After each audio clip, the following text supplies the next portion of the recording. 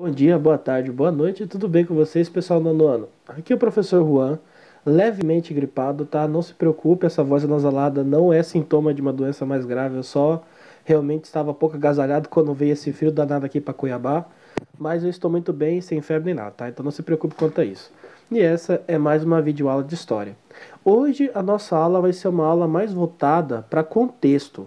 Para que isso, professor? Bom, a partir de agora, nós vamos estudar um período que nós conhecemos como a Guerra Fria.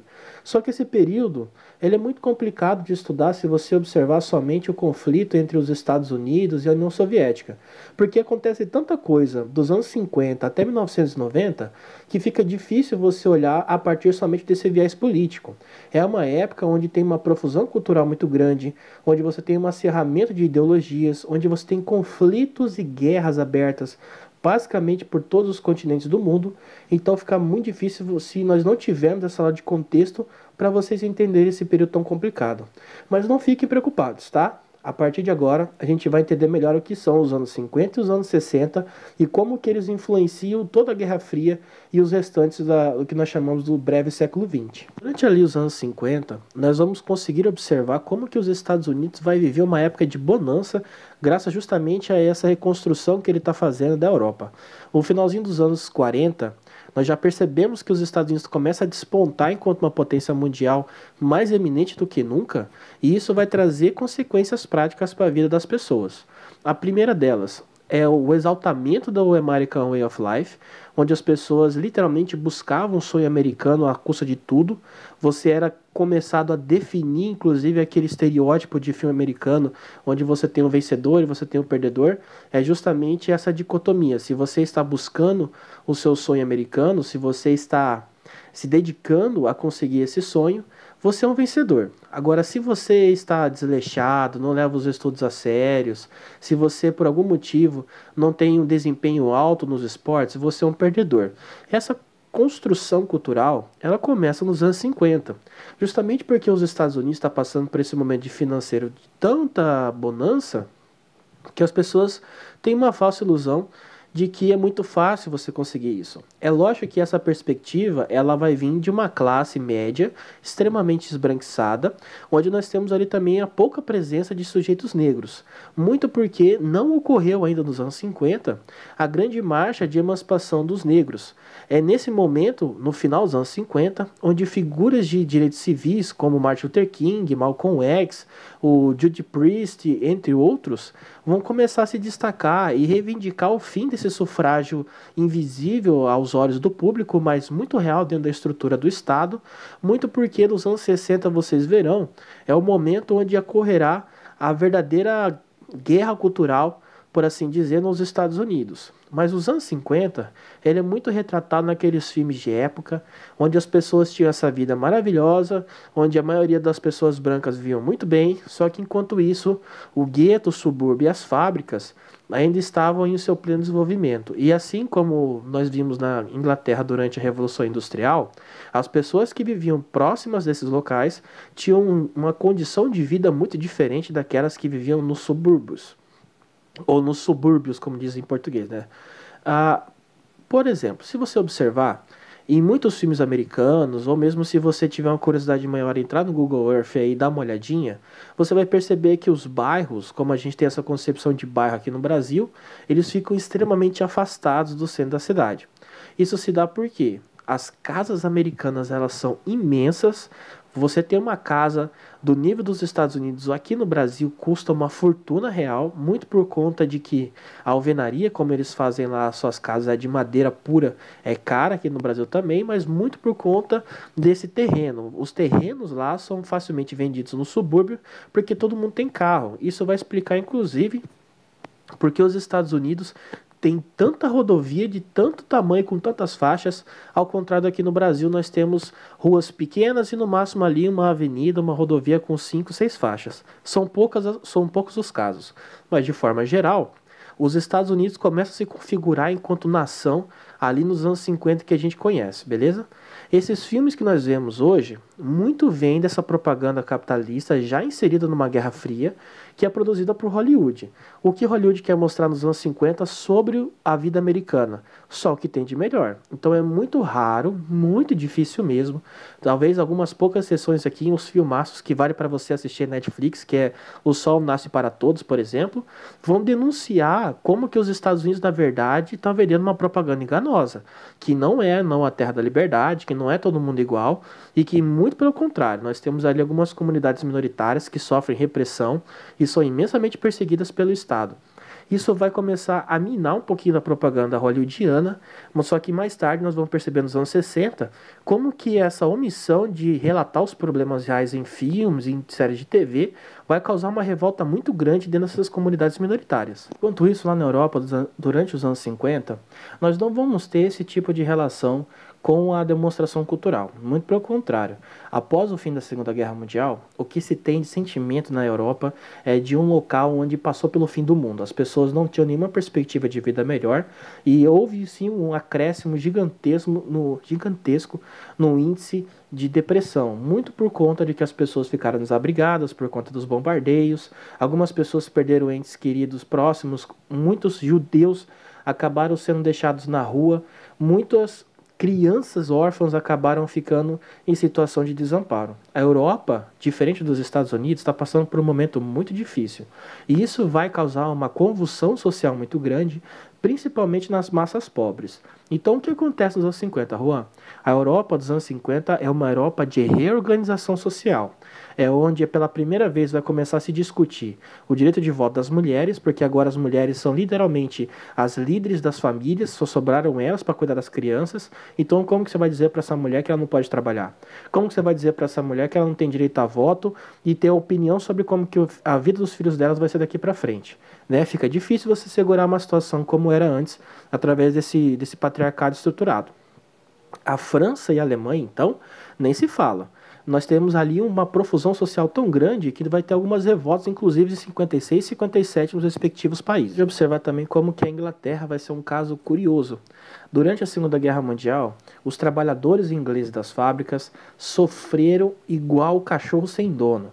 Eles começaram a trabalhar 12, 18, alguns até relatam jornadas de 20 horas trabalhadas por dia. E aí, quando acaba a Segunda Guerra Mundial, alguns donos de fábricas ficam meio que empolgados, sabe? Eles não entendem que as pessoas estão cansadas. Então, em vez de reduzir a sua carga de trabalho, dar uma remuneração justa, começar a estabelecer um regime de férias, eles continuam com essa carga de trabalho. Não, agora a gente vai continuar com 18 horas, 16 horas e é isso aí. Aquele filme que eu adoro, que é o filme do Charlie Chaplin, Tempos Modernos, inclusive tem na Netflix também, paga nós Netflix, vocês podem assistir com tranquilidade, porque no finalzinho dele vai mostrar justamente como que os trabalhadores começam a se organizar dentro das fábricas. Chega um momento que a exaustão é tão grande que eles simplesmente não aguentam mais trabalhar. E aí, em Winchester, quase não sai, Winchester, Londres e Manchester, nós teremos aí algumas revoltas camponesas e revoltas trabalhistas, onde os trabalhadores vão começar a se organizar e pedir direitos trabalhistas, como já havia aqui no Brasil propostas pelo Getúlio Vargas. Inclusive é bem curioso para pensar como que o Getúlio Vargas vai influenciar até mesmo nos trabalhadores da Inglaterra. Os 50 e 60 também são extremamente marcantes dentro do continente europeu e do continente asiático. Muito porque esses continentes estavam sobre um domínio extremamente centralizado e muito forte por conta das forças europeias estarem extremamente poderosas. A França, a Inglaterra, a Alemanha, a Espanha, todos esses países, eles tinham, a Inglaterra, já esquecendo dela, ó, todos esses países tinham certos domínios sobre as regiões, tanto do continente europeu quanto do continente asiático. Agora, uma vez que eles estavam em frangalhos, estavam quebrados, não tem mais como manter esse domínio. Então, o que se inicia ali no continente africano, por exemplo? O começo de uma construção do que nós chamamos de sentimento pan-africanista. Mais tarde vocês vão ver esse conceito mais bem aplicado quando nós vemos as evoluções e dependências da África. Só que o sentimento onde o povo africano ele depende da sua terra e ele não pode se deixar ser explorado por outras forças estrangeiras, começa a surgir nos anos 50. Quando, por exemplo, a Etiópia, a Angola, a Turquia, a Tunísia, um pedacinho da Tunísia ali, eles começam a observar que essas forças que antes mandavam tanto assim dentro do país, dos países da África, agora elas não estão mais tão presentes, ou, por exemplo, estão extremamente mal equipadas. Se antes existia uma disparidade de forças militares, agora essa disparidade foi reduzida, ficou muito mais fácil combater essas forças de fora e, portanto, inicia-se um movimento de autoafirmação. É nesse momento que nós vamos começar a observar, por exemplo, o surgimento de filósofos e de historiadores africanistas. Estes agora vão focar sua produção cultural sobre principalmente as histórias da África. É pela primeira vez que a gente vai ver, por exemplo, alguns historiadores produzindo verdadeiros volumes sobre a história da África, história geral da África. A Rainha Ginga, que foi uma rainha que lutou contra a conquista portuguesa. Nós vamos ver pela primeira vez os poemas em línguas originárias. É pela primeira vez, de fato, que nós temos ali no continente africano uma autoconsciência da sua identidade quanto África e que eles começam a iniciar um movimento de libertação das forças de ocupação, tanto da França, da Alemanha, da Inglaterra, da Espanha, inclusive de Portugal. Não obstante, no Oriente Médio nós também temos uma situação de conflito. E aí vai no Oriente Médio agora uma situação surgir justamente pensando que o inesperado nunca aconteceria. Nós temos no final da Segunda Guerra Mundial uma dívida histórica muito grande com o povo judeu, né? Nós temos ali o assassinato e o genocídio de 6 milhões de judeus e ciganos e principalmente um retrato social de que o judeu é historicamente um sujeito muito perseguido. A maneira que os países europeus tentaram meio que recompensar e fazer com que a situação fique menos sinistra em termos de imagem, porque ninguém acreditou nesse papinho de que ninguém sabia o que estava acontecendo na Alemanha. Todos acusaram que sim, os países europeus sabiam o que estava acontecendo na Alemanha durante o Holocausto. Então a comunidade internacional pressiona muito para que haja a criação de um Estado judeu. Esse Estado vai ser justamente o Estado de Israel. Para quem não sabe, ali entre o Mar da Cisjordânia, um pedacinho do Egito e da Síria, nós temos onde hoje é Israel. Antigamente essa região ela era famosa por ser a região da Judéia. A região da Judéia ela é muito famosa por ser essa região da onde os judeus teriam vindo. Então nada mais justo devolver essa terra que era deles de volta aos judeus. Só que tem um problema. Nos últimos 2000 anos, os judeus compartilharam a região da Judéia com o povo palestino. E o povo palestino tem uma similaridade, tem uma afinidade com o povo árabe muito grande, muito por conta da sua religião e seu idioma escrito e falado é justamente o idioma árabe. Então eles têm ali um partilhamento, por assim dizer, das questões culturais. Quando se cria o Estado judeu, coloca um monte de judeu ali, e a região em si ela já tem um pezinho no antissemitismo, porque existe uma dicotomia entre o judaísmo e os árabes, né, o Islã, por conta de que os judeus não acreditam e negam a existência de Maomé, enquanto que os árabes acreditam fielmente na existência de Maomé e na sua figura histórica. Então nós temos ali, né, uma discussão ferrenha entre quem está certo e quem está errado. O problema é, quando o exército de Israel se estabelece ali na região da Palestina, ele começa a expulsar, a matar e a perseguir diversos árabes revoltosos, ao nível de que alguns deles, inclusive, vão ali para o lado do terrorismo. Tudo isso mais tarde vai se agravar tanto que vai virar uma guerra de Israel contra os 7 países vizinhos: Egito, Cisjordânia, Iraque, Palestina, Síria, Líbano, enfim. Os 7 países que cercam Israel vão se unificar e vão formar a famosa Liga Árabe. Essa que vai lutar sozinha contra Israel, e Israel vai acabar vencendo todos eles porque os Estados Unidos também tinham um financiamento armamentista muito grande de Israel, porque ele sabia que a região ali de onde Israel está posta poderia mais tarde ser muito útil na luta contra a União Soviética. Tudo isso dito, vamos agora para os anos 60. Os anos 60, esses sim são um Deus que nos acuda. Vou focar um pouquinho mais agora nos Estados Unidos, que é para dar o tempo da gente falar umas coisas importantes, porque mais tarde, quando a gente entrar nas nossas aulas específicas, como Guerra do Vietnã, contra a cultura, Guerra da Coreia, entre outras coisas, aí fica mais fácil de entender, beleza? Então vamos lá.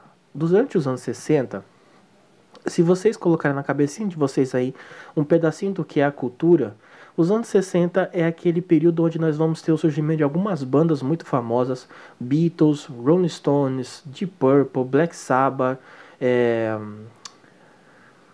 Led Zeppelin, essas bandas que ficaram muito famosas porque foi um momento onde a culturalidade se abriu. Se nos anos 50 nós tivemos ali uma culturalidade muito voltada para o rock and roll e aquele Ye Ye Ye que é o Elvis Presley, Chuck Berry e entre outros artistas, agora nos anos 60 você tem uma experimentação da cultura maior. Os jovens que estão surgindo nos anos 60 não são os mesmos dos anos 50. Na verdade, esse pessoal que está vindo aí nos anos 50 são os filhos dessa década de 40 que era tido como a década de ouro nos Estados Unidos, porque foram os heróis de guerra. Só que os netos desse pessoal, que eram dos anos 60, esse pessoal não tinha nenhuma vinculação com esses tempos sofridos de guerra. Então eles não sabiam sequer um pouquinho do que é todo esse sofrimento. Muito pelo contrário, o que eles acabam desfrutando é de uma situação muito ainda boa, por assim dizer, pro lado branco, né, para essa elite burguesa e da classe média branca, enquanto que nós temos ali uma profusão cultural que vai dar agora, pelo amor de Deus, né, finalmente um pouquinho mais de voz a essas camadas sociais que antes eram oprimidas, e principalmente o povo negro. Durante os anos 60, vamos ter o surgimento de alguns filósofos que vão estabelecer pensamentos libertários acerca do povo negro. Por quê, Juan? Porque é o seguinte, o povo negro tem lutado nas guerras dos Estados Unidos desde a sua independência. Quando chega a Segunda Guerra Mundial, o papel deles de luta e de participação na defesa da América fica ainda mais explícito.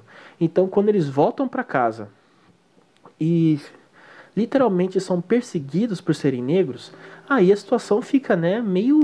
Então quer dizer então, que a gente ainda é segundo cidadão, ninguém aqui é aceito como um cidadão real dos Estados Unidos? Vou colocar aqui como um material suplementar, tá? Se vocês quiserem assistir, por favor assistam, se vocês também não querem, porque ele vai dizer muito, inclusive do que é esse movimento agora que está surgindo, que é o Black Lives Matter, que está criando ainda mais uma profusão ali de luta de igualdade social, que é dois materiais. Uma que é a entrevista do Martin Luther King, que ele está dando para o David Letterman, que era na época muito novinho ainda, mas era um entrevistador muito famoso, que ele está falando que ele foi campeão nas Olimpíadas, enquanto no esporte na categoria de boxe, e ele volta para os Estados Unidos como campeão olímpico, que o pessoal se recusa a servir para ele um cachorro-quente. Isso vai iniciar dentro dele um movimento de repulsa a essa categoria racista, e ele começa a participar, inclusive, das primeiras manifestações dos anos 50 e dos anos 60, ali nos Estados Unidos, reivindicando a participação social e local dos negros. E a segunda é o discurso do Martin Luther King, discurso histórico e emocionante pra caramba, que foi feito após uma passeata que atravessou uma ponte que os negros eram proibidos de atravessar, que ele foi muito famoso quando ele diz lá que eu tenho um sonho onde meus irmãos, tanto os brancos quanto os negros, vão poder caminhar em direção a um país mais livre que a América. Enfim, esses materiais são extras, tá? Depois vocês dão uma olhadinha lá e eu acho que vocês vão achar bem legal. Mas aí nos anos 60 também, nós tivemos, além de toda essa profusão social, que é a marcha da igualdade dos negros, a luta pela liberdade das pessoas, as mulheres estão começando a reivindicar mais ainda o seu espaço. As mulheres começam a tomar as lideranças das empresas, elas começam a assumir os cargos de diretoria. É nesse momento que a Coco Chanel vai lançar nos Estados Unidos a mini saia, o que na época o pessoal achava absurdo total. Nossa, que horrível, mini saia tem que ser abolida. Só que se acabou provando um símbolo da resistência da mulher sobre o seu próprio corpo. E principalmente a Coco Chanel, o pessoal hoje acha que é uma marca muito cara, e eu acho que é mesmo, né? Pagar 600, 700 reais num perfume é fora de cogitação para um brasileiro comum. Só que essa marca, ela fica famosa muito mais pelo seu símbolo, porque ela é a primeira marca que vai produzir artigos de perfumaria e de roupa e de moda exclusivamente para mulher. Isso aqui vai fazer ela tão diferentona. Esse corte Chanel, vamos problematizar ele um pouquinho? Vamos ter problema. Esse corte Chanel que ele, por exemplo, é aqui, né, no ombro, é muito bonitinho e tal. Hoje o pessoal tá ficando na moda de não fazer. Só que esse corte a Chanel fez em 1936. Em 1936, a mulher cortar cabelo aqui era uma afronta tão grande do que é hoje, por exemplo, a mulher raspar a cabeça. As pessoas olhavam para ela assim, tipo, caraca, que coisa diferente. É justamente esse movimento dos anos 60 que a gente vai vivenciar essas experiências, essa criação de uma nova cultura. Essa cultura que vai contra a que já estava estabelecida. É o que a gente chama, então, de contracultura, que vai ser o tema da nossa próxima aula. Pessoal, espero que vocês tenham gostado, principalmente aprendido, entendido um pouquinho do contexto dos anos 50, dos anos 60, que vai nortear nossas próximas aulas. E espero que vocês também assistam o material suplementar que eu vou dispor lá na plataforma, beleza? Ou no Classroom, para quem não tiver acesso à plataforma, não tem problema também. Um beijo, um abraço, até a nossa próxima aula.